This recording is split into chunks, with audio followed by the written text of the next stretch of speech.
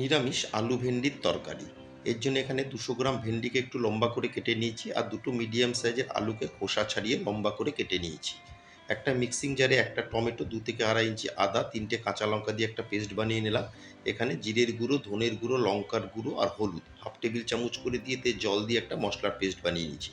একটা ফ্রাই প্যানে সর্ষের তেল গরম করেতে দিয়ে দিচ্ছি কেটে রাখা আলু, আর দিয়ে দিলাম হাফ টেবিল চামচ নুন আর কোয়ার্টার টেবিল চামচ গুঁড়ো হলুদ।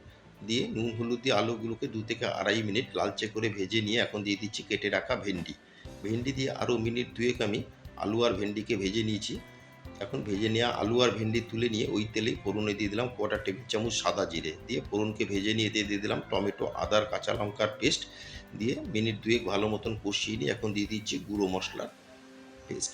দিয়ে গুঁড়ো মশলাকেও খুব ভালো মতন মিশিয়ে নিয়ে দিয়ে দিলাম স্বাদ মতন নুন আর চিনি। আমি এখানে হাফ টেবিল চামচ নুন দিয়ে দিলাম আর কোয়ার্টার টেবিল চামচ চিনি। দিয়ে মশলাকে খুব ভালো মতন কষিয়ে এখন দিয়ে দিলাম ভেজে রাখা আলু আর ভেন্ডি। আলু আর ভেন্ডিকে ভালো মতন মশলার সাথে কষিয়ে পরিমাণ মতন উষ্ণ গরম জল দিয়ে একটা কভার দিয়ে মিনিট 7 রান্না করে নিলাম। তৈরি হয়ে গেল ভেন্ডি রেসিপি।